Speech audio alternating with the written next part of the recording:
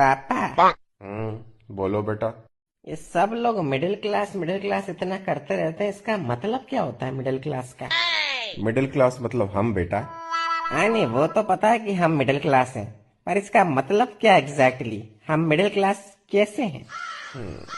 विस्तार में बताता हूँ चलो तुमको। देखो बेटा, एक बार एक गांव होता है जिस गांव में 3 लोग रहते हैं। एक का नाम होता है गरीब, एक का नाम होता है मिडिल क्लास, एक का नाम होता है अमीर।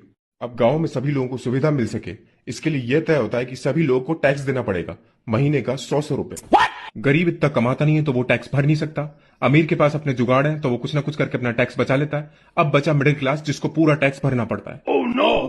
फिर तो मिडिल क्लास को पूरी सुविधाएं मिलती होंगी ना पापा, क्योंकि वो पूरा टैक्स भर रहा है। नहीं बेटा, सुविधा मिलती है गरीब को क्योंकि वो गरीब है, और अमीर को क्योंकि उसके पास ताकत है।